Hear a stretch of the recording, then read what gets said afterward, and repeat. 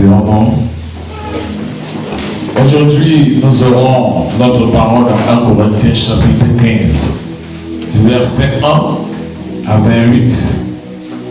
La réalité du Christ ressuscité, c'est notre thème. La réalité du Christ ressuscité, cela veut dire quoi? Pourquoi exactement Jésus-Christ est mort et ressuscité? Nous allons comprendre le pourquoi. Je vais t'inviter dans une crainte, parce que cet homme a fait ce que personne d'autre ne peut faire. Ce Dieu a fait ce que personne d'autre ne peut faire. Son amour est insondable, comme ses voies sont insondables. C'est un Dieu du partage. Il est né pour partager le bonheur. Il est né pour partager les effets. Il est né pour partager l'amour qui était en lui. L'amour qui en lui n'a point jamais existé. Son amour est comme l'amour de son Père. 3 fois saint et sans nom. Alors aujourd'hui, nous allons suivre avec beaucoup de délicatesse l'apôtre Paul. Dans 1 Corinthiens chapitre 15, verset 1 à 28, la réalité du Christ ressuscité des morts. Je lis au nom de Jésus-Christ de Nazareth, verset 1. Je vous rappelle, frères, l'évangile que je vous ai annoncé, que vous avez reçu et dans lequel vous demeurez ferme. C'est au nom de cet évangile que nous allons suivre les bonnes choses. Verset 2. Par lequel aussi vous aviez sauvé, par lequel aussi vous vous sauvez. Par lequel, autant pour moi, aussi que vous étiez sauvés. Si vous le gardez tel que je vous l'ai annoncé, sinon vous auriez cru en vain. Alors, nous devrons garder comment l'évangile nous est annoncé. Tout le temps que nous allons dans les églises ne doit pas être un moment en vain. Ça doit être un moment de gloire, un moment de succès, un moment de prospérité. Jésus-Christ est de l'eau vive. Jésus-Christ est la gloire. Jésus-Christ est justice. Il est le juge, en même temps ton avocat auprès du Père. Il a encore un autre point très essentiel, capable et capital, lent en colère, riche en bonté. C'est pour cela que la justice nous sera tellement compliquée. Dieu, parce que Jésus-Christ a tous les phases, il nous a tout donné. Verset 3. Je vous ai donc transmis en premier lieu ce que j'avais moi-même reçu, à savoir que le Christ est mort pour nos péchés selon les Écritures. Amen. Jésus est mort selon les Écritures, veut dire quoi? L'Écriture nous raconte que Jésus est mort, mais le présent nous dit que Jésus-Christ est vivant. Amen. Ça veut dire quoi? Au moment qu'il fallait nous racheter et aller au séjour de mort de prêcher la bonne nouvelle, et leur dit que celui qu'on vous parlait, qu'il va venir, est resté venir après vous, et que la gloire et la délivrance vous appartiennent. Amen. Il a fallu que Jésus-Christ passe par la mort, aller dans le royaume des cieux, dans le séjour des morts, prêcher la bonne nouvelle aux morts. Revenant en vie, à nous qui sommes vivants, il a pensé à nous. Amen. Pour vivre avec nous jusqu'à l'éternité. Cela veut dire que celui qui a cru en Jésus ne mourra pas, il vivra. Amen. Alors tu ne vas pas mourir. Amen. Avec Jésus-Christ, tu vivras. Amen. Tout combat pourra t'arriver, mais le Seigneur te sauve. Amen. Tout ennemi peut mettre les mains en toi, mais Jésus-Christ te sauve. Amen. Il est avec toi tout le temps et il partage tout avec toi. Amen. Ses gloires sont réservées pour toi. Amen. Alors, sois audacieux envers toi-même. Sois audacieux envers la parole de Dieu qui se passe maintenant devant toi. Amen. Parce que Dieu aime les gens efficaces. C'est pour cela qu'il utilise le terme que Dieu aime les gens rapides. Le moment du ciel appartient aux violents. chaque violent devant Dieu ramasse. Ce qui a été impossible aux hommes devient possible à lui. Parce que celui qui opère en lui est plus fort que celui qui opère dans le monde. Maintenant, au verset 4. Qui a été mis au tombeau, qui est ressuscité le 3e jour selon les Écritures. Bien-aimé, notre Dieu est ressuscité le 3e jour selon les Écritures. Et maintenant, notre Dieu, il est vivant avec nous. Verset 5. Qui est apparu à Céphas, puis aux 12. Verset 6. Ensuite, il est apparu plus de 500 frères à la fois. La plupart d'entre eux demeurent jusqu'à présent. Quelques-uns se sont endormis. Alléluia. Quelques-uns endormis. Ce n'est pas le partage que je veux dire. Un enfant de Dieu est un guerrier. Qu'est-ce dans l'histoire des combats? Il y a quelqu'un qui opère pour lui. Et il se donne à fond pour cette personne. Personne ne doit dormir ni sommeiller. Car Jésus-Christ est avec nous. Le voleur aussi rôdant tout le temps autour de nous, cherchant qui le voler, tu n'as pas droit au sommeil. Sois éveillé. Verset 7. Ensuite, il est apparu à Jean, puis à tous les apôtres. Et à tout dernier lieu, il m'est apparu à moi aussi, comme à l'avant. Il a apparu aussi à son serviteur Paul. Bien-aimé, comme maintenant, il t'apparaît. Jésus est vie, Jésus est parole, Jésus est esprit. À chaque fois qu'on parle de lui, il est au-delà de toi. Il agit et il est incomparable. Et ses voies sont insondables. Avec lui, tout est possible. Verset 9. Car je suis le moine des apôtres, je ne mérite pas d'être appelé apôtre parce que j'ai persécuté l'église de Dieu. J'aime cette parole. Faites violence à vous comme cet homme de Paul. Il reconnaît avoir offensé l'Éternel. Il reconnaît avoir tué les enfants de Dieu. Il reconnaît qu'il ne voulait pas entendre le nom de Jésus, ce nom précieux. Aujourd'hui, quand le temps de l'apôtre Paul est arrivé, il a compris que la seule personne, l'unique personne qui était tout pour lui, était que Jésus-Christ de Nazareth. Je crois que si on parle de Paul, on parle aussi de toi. Tu as compris qu'il y avait plusieurs personnes dans le monde, mais il y a l'unique en Saint-Jean. Celui qui est né avec son nom, c'est Jésus-Christ de Nazareth.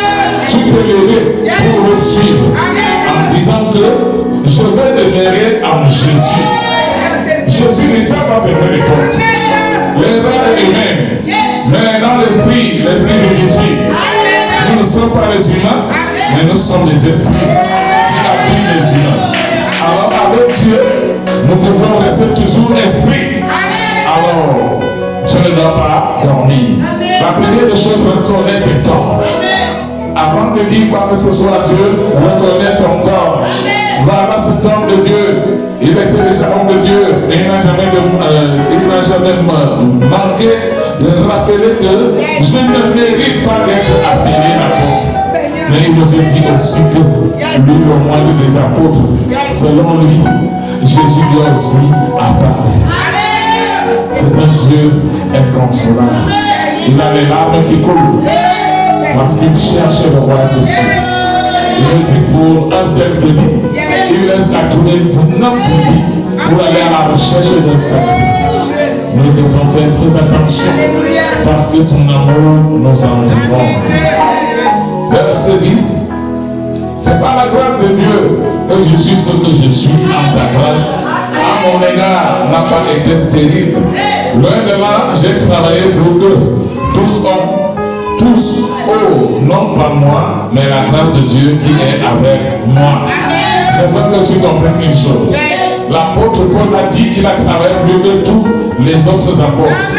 Après, il dit non, ce n'était pas lui, mais c'est celui qui était en lui. C'est s'appelait qui? C'est Jésus-Christ de Nazareth. Et très amoureux de ce qu'il a dit. Non, oh, non pas moi, mais la grâce de Dieu qui est avec moi. Ne me dites jamais de moi, je suis fort. Moi-même, je prie. Le Seigneur voit. Dit que celui qui est avec moi m'accompagne à accomplir son travail. Là, l'orgueil, tu iras loin de toi. Tu ne seras plus un homme d'orgueil. Tu ne seras plus une femme d'orgueil. Tu seras sous la soumission du Frère. Savoir parler en esprit est un don de Dieu. Savoir Jésus qui est en esprit est un don de Dieu. Car l'homme n'est rien que le souffle. C'est Jésus-Christ qui est notre Père. Il est le grand Père. Il est la fin et le miracle. Il est le tout-puissant. Notre Dieu est la fin de toutes choses. Verset 11. Bref, moi, voilà ce que nous prêchons et voilà ce que vous avez cru. Alléluia.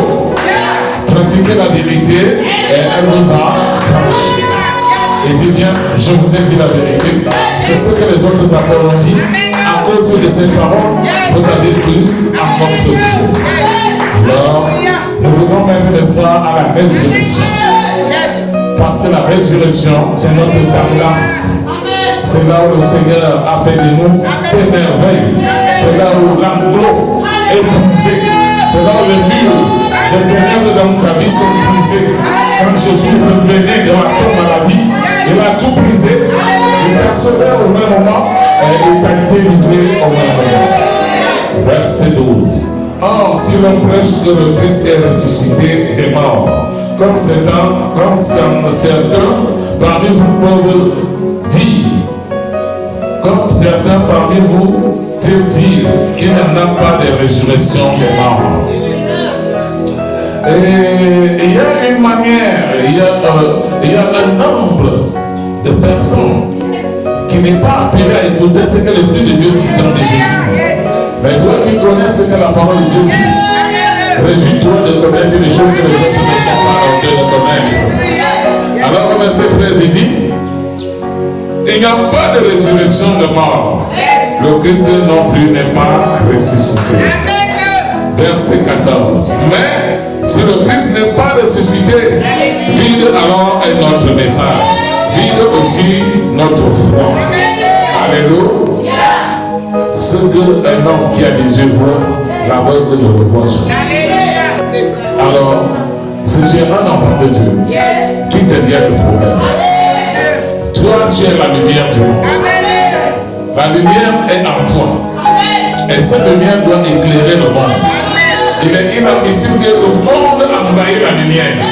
Parce que le monde, c'est les ténèbres. Mais la lumière de l'enfant de Dieu dégage les ténèbres.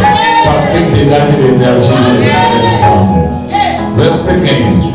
Il se trouve même que nous sommes des faux témoins de Dieu. Puisque nous avons attesté contre Dieu qu'il a ressuscité le Christ.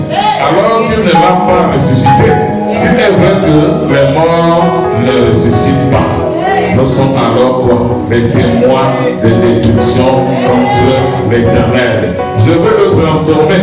Nous sommes les témoins de détruction de nous-mêmes. Chaque personne qui combat l'Éternel ne combat pas l'Éternel, combat lui-même. Jésus-Christ n'est pas chair. Jésus-Christ est esprit. Et la chair va pourrir. La chair est éphémère. C'est l'esprit qui vivifie. Quand nous sommes en Dieu, quel qu'en soit en chair, nous sommes beaucoup en esprit. Et ce que l'esprit connaît, c'est ce que l'esprit enseigne à la chair. Donc il est hors de question que ta chair te domine. Parce que nous avons des paroles de la chair. Nous devons beaucoup savoir que ceux-là qui viennent de Dieu et qui sont avec toi sont des frères en Christ. Pas de haine en cela, pas de division en cela, pas de mauvaises paroles en cela. Parce que nous voulons dire que c'est notre famille qui doit être, c'est notre frère qui doit être, c'est notre parenté qui doit être. En Jésus, cela n'existe pas. Ceux qui existent en Jésus, ce sont ceux-là qui font la volonté de mon Père, qui sont ma mère, mon frère et ma soeur. Si quelqu'un ne fait pas la volonté de Dieu, il n'est pas le frère en Christ. Mais celui qui fait la volonté de Dieu et marche selon la précédente de Dieu, croient en Dieu, croient l'Éternel, l'obéissent, il est un enfant de Dieu. Voilà ton frère en Christ et ta soeur en Christ. Verset 16. Car si les morts ne ressuscitent pas, le Christ non plus n'est pas ressuscité. Et si le Christ n'est pas ressuscité, vaine est votre foi. Vous êtes encore dans vos péchés. Alléluia. Est-ce que nous sommes encore dans vos péchés? Nous avons vu, nous avons été attestés que Jésus-Christ est ressuscité de mort. À présent, nous avons la force. C'est au nom de Jésus que nous chassons les démons. C'est au nom de Jésus que nous opérons des miracles. C'est au nom de Jésus que nous avons la santé. Jésus nous entoure. Nous sommes au milieu de Jésus. Et Jésus est notre menace. Ce n'est pas quelqu'un qui le dit, c'est toi qui le dis. Parce que tu ressens en toi que Jésus est le Sauveur. Verset 18. Alors aussi ceux qui se sont endormis dans le Christ ont péri. Alléluia. Je t'invite à ne pas périr. Trop dire, c'est maladie. Trop parler, c'est maladie. Imaginer, c'est maladie. Mais savoir, c'est un don de Dieu. Connaître, c'est un don de Dieu. Quand tu t'engages, engage parce que tu assumes et que tu connais ce que tu fais. Rassure-toi que personne ne t'a convaincu. Parce que tu veux la vérité. Pratique-la, elle t'affranchira. Jésus-Christ est bel et bien ton docteur. Il est ton rédempteur. Il est ton élévation. Il est ta bénédiction. Il est ta guérison. Et il est ton protecteur. Il ne le changera sur la terre. Alors la puissance est dans la connaissance. Ce que je connais est dans la puissance. Ce que je dis est dans la puissance. Parce que celui qui est en moi, l'Esprit Saint, m'atteste que Jésus-Christ est l'unique sauveur de l'humanité. Verset 19. Si c'est pour cette vie seulement que nous avions mis notre espoir dans le Christ, nous sommes les plus à perdre de toutes les hommes. Jésus-Christ est la grâce. Nous allons voir maintenant lors de nous allons entendre et voir maintenant lors de la résurrection des morts. Parce que seul est l'unique qui est né, qui est mort, est revenu en vie, est sauvé des nations, et nous donner la force et disparger sa puissance dans le monde. Et il est l'unique en son genre. Quelles qu'en soient les paroles des ténèbres, quels qu'en soient les mensonges et les sectes, je dis que le fort, nous ne pouvons pas valoriser les ténèbres désormais. Nous avons vu que Jésus a été attesté, il a été pas attesté, c'est vraiment, il a été tenté par le diable. La fin de la causerie était quoi? Il est interdit que tu ne tenteras jamais ton Dieu. Et qu'est-ce que la Bible nous dit? Le diable a pris mal. Quelles qu'en soient les dimensions des ténèbres sur la terre, la manière de déformer la vie, je vous rassure que nul ne peut atteindre le doigt, l'orteil de Jésus-Christ de Nazareth.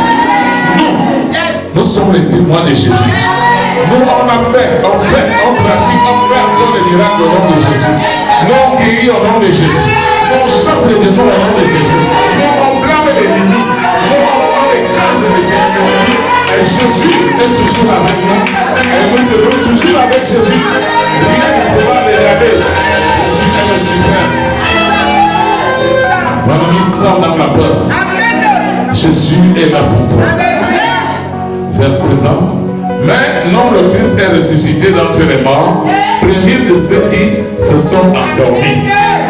Quand tu dors, il y a quelqu'un qui veut te réveiller. C'est Jésus-Christ de Nazareth. La parole d'aujourd'hui doit te réveiller. Tu as trop dormi. On t'a dit que tu n'as pas de lion. Ta vie ne marche pas.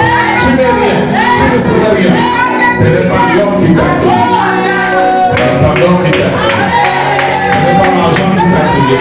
Ce n'est pas la porte qui t'a créé. Ce n'est pas les paroles des gens qui t'ont créé. C'est Jésus-Christ de Nazareth qui t'a créé. Fais-toi une fois, sans demander, tu recevras la couronne de Dieu. Verset 21. Car la mort était venue par un homme. C'est par un homme aussi que vient la résurrection des morts. Alléluia. mort est venue par Adam. Adam a engendré la mort au milieu du peuple de Dieu. La colère aussi. Et Jésus s'est posé des questions, étant Dieu, comment il pouvait nous racheter? Avec son Père et l'Esprit Saint, il a dit à son Père, je m'en vais mourir pour eux. Alléluia. C'est pour cela le sang de Jésus paie le prix à tous les niveaux. Jésus a décidé de venir mourir pour te sauver. Et son Père l'a accepté.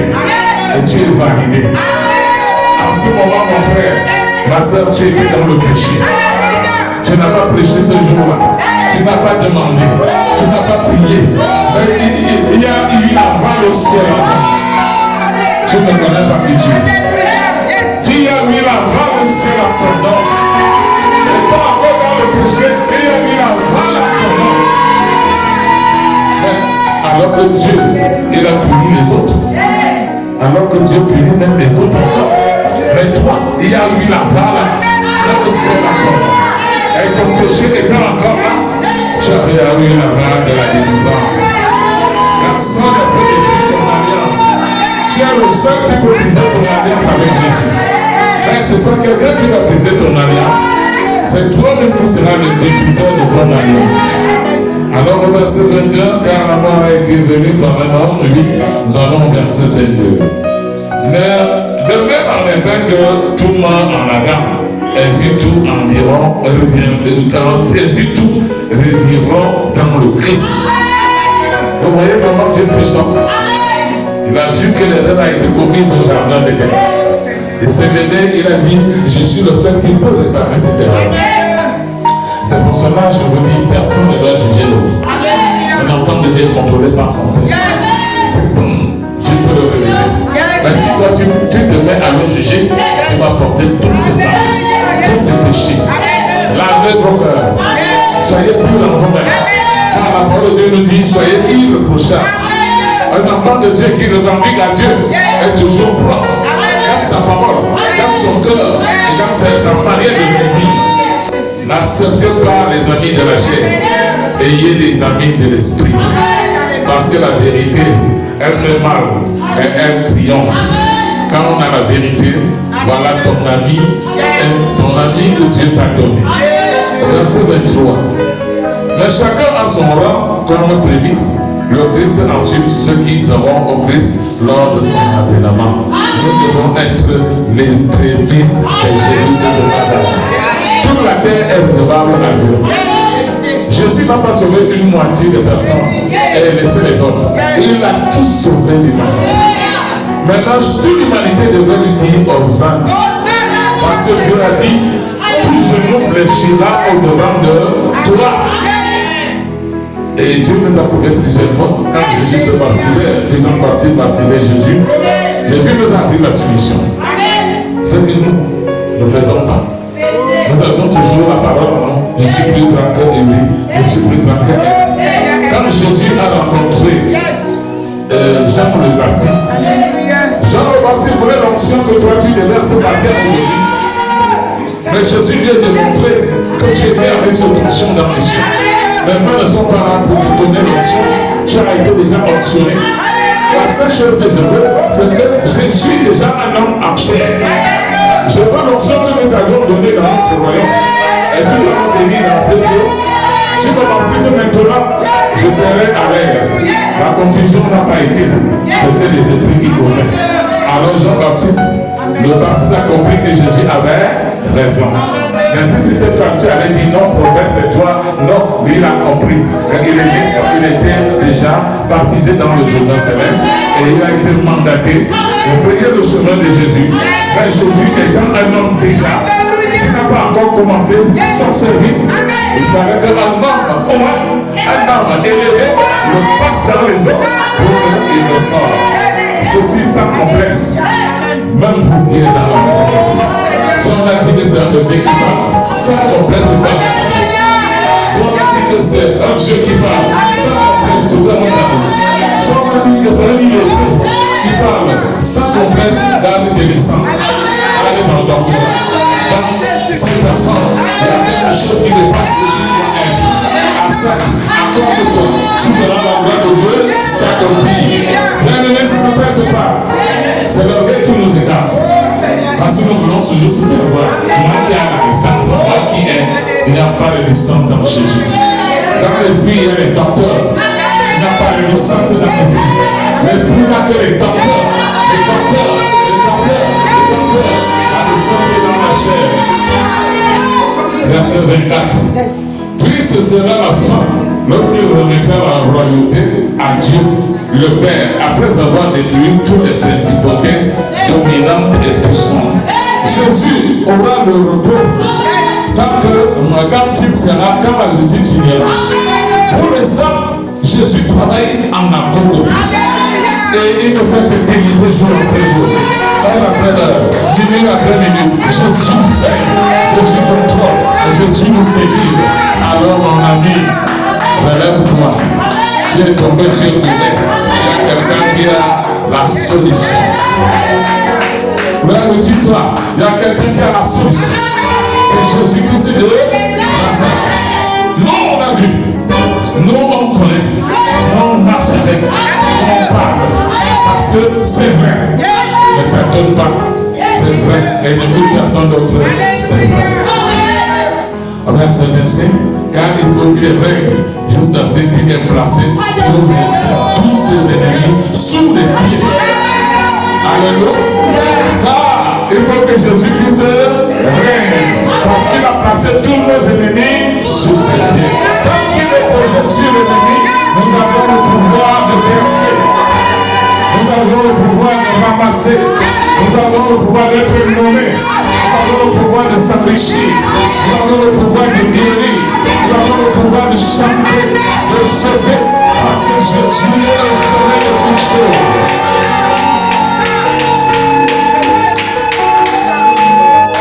Bien-aimé, j'accompagne la parole. Je suis le témoin oculaire de Jésus.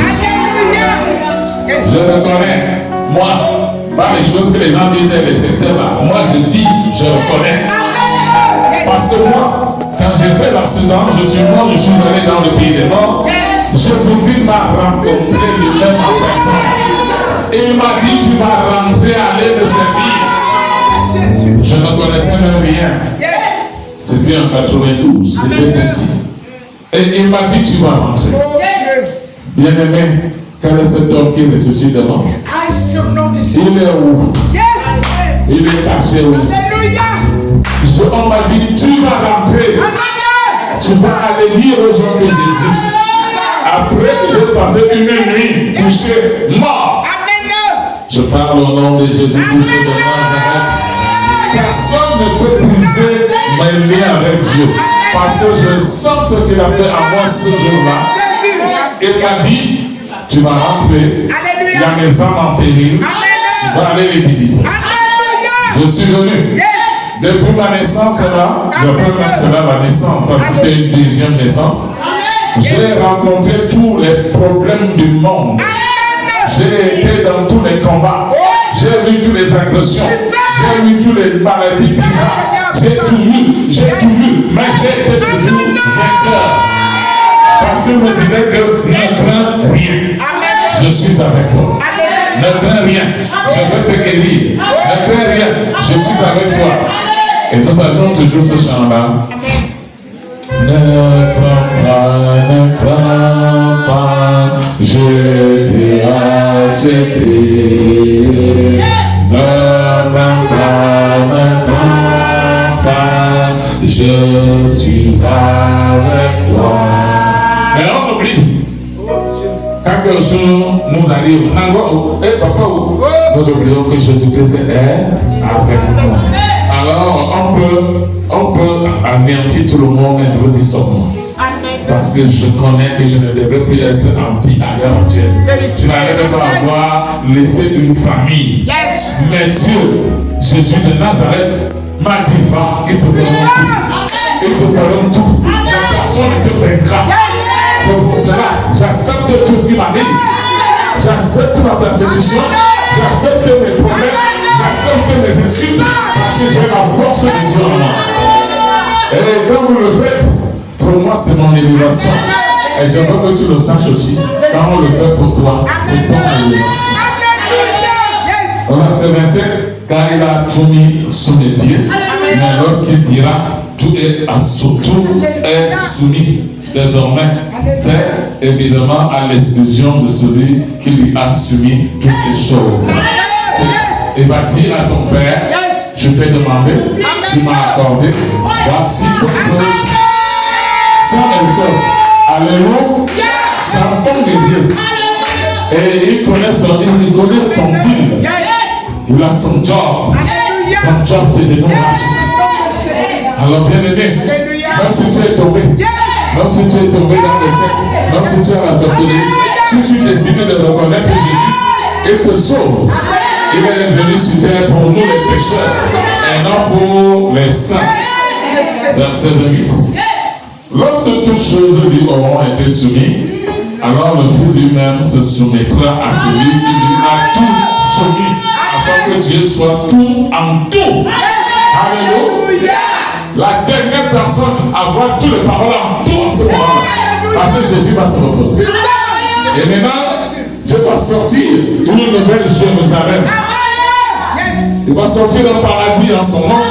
Et c'est lui-même Dieu, le Père, qui aura la bouche. Jésus va se reposer avec son armée. Nous sommes l'armée de Jésus-Christ de Nazareth. La gloire de Dieu va se répandre. Et le nom de l'Éternel va prendre ma place. Et Dieu va commencer à se réjouir, à chanter, à danser, à crier. Jésus sera le même hier et aujourd'hui. Voilà la gloire qui t'attend, mon frère, ma soeur. Tu as droit. Alléluia. Tu as droit de t'approcher. Alléluia. Ne regarde pas ce que tu disais. Ils ont pas dit. Mais toi, tu n'as rien. Toi, tu as seulement la grâce de Dieu. Tu as seulement l'obéissance. Tu as seulement l'entendement de Dieu. Alors, ce que nous voulons, toute différence, on a faim. On va manger. C'est bon. Dieu le connaît. On veut les voitures, il le connaît. Il nous a même tout donné. Vu que l'or, l'argent, tout, ce sont nos frères qui nous détruisent. Mais le Seigneur te dit, il n'a pas encore dit son dernier mot. Peut-être parce que tu ne comprends pas ce que l'Esprit parle, qu'il n'a pas encore aussi permis qu'on te remette ce qui est en toi. À partir du jour que tu vas comprendre que ton Dieu est le sauveur de l'humanité et qu'il t'a dit ne crains pas, je suis avec toi, ce jour-là, la grâce de Dieu va surabonder dans ta maison. Dans ta vie, la grâce de Dieu va surabonder. Dans tes attentes, la grâce de Dieu va surabonder. Quand tu marcheras en route, les gens sauront qu'il y a une grâce qui est en train de se dégager. Et celui qui pourra se lever contre toi, il va affronter l'Éternel des armées et non toi. Et ta vie sera remplie de toutes les gloires des cieux. Et tu vas vivre dans la plénitude. La plénitude, c'est une gloire de toi. La plénitude, c'est de Dieu. La plénitude, un ancien de Dieu. J'écouterai la plénitude. Je parle de quoi? Je parle de quoi? Je parle de quoi? Je parle de quoi? En Dieu, la plénitude. La plénitude serait en toi. Ah mon Dieu, c'est cette plénitude. Tu vas recevoir au nom de Jésus de la plénitude. La plénitude pour moi. Voilà ce que Dieu veut pour nous. Nous qui le voulons le servir. Nous qui allons marcher avec lui. C'est la plénitude. Et l'abondance. Le succès, le témoignage que suivra. Vous l'avez dit ici que qu'est-ce que c'est? Témoignage, n'est-ce pas? Quoi? Témoignage. Quoi? Quoi? Là, on n'a pas de témoignage là aussi. C'est le grand moment. Le Dieu de Dieu est Dieu avec toi. On va le témoignage de temps de nous. Quoi? Quoi? Témoignage!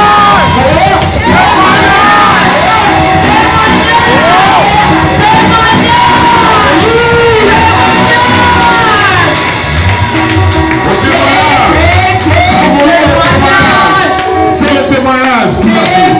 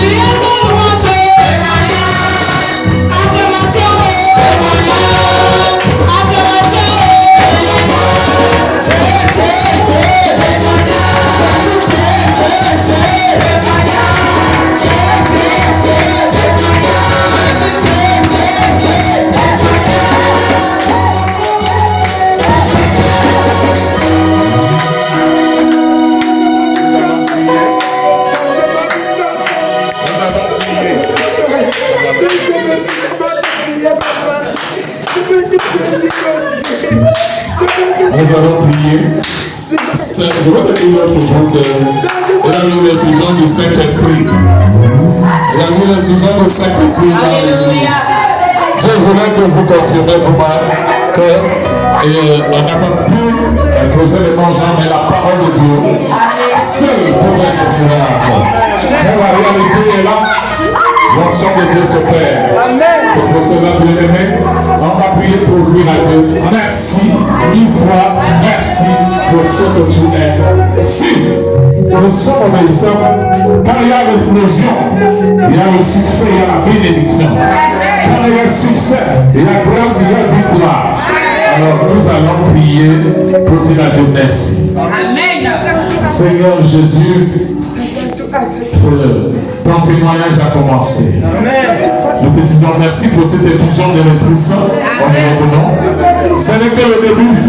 Les nations en connaîtront beaucoup cela.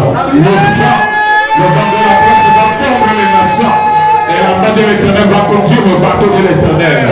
Et la grâce de Dieu va submerger. Nous te disons merci pour la parole de l'encouragement, pour la puissance de l'explosion, pour la main de l'Éternel au niveau de nous, pour la grandeur de Dieu céleste, pour tout ce qu'il a prévu pour nous, que la gloire nous revienne. Bénis ton peuple, que le témoignage pleuve en agrégat comme le sable de la mer. Je dis témoignage, je vois témoignage, tout à l'heure témoignage, je vois témoignage, je vois succès témoignage, par le sang de l'agneau, au nom de Jésus de Nazareth. Merci Seigneur pour tout ce que tu as fait dans mon vie. Merci Seigneur. Merci Seigneur.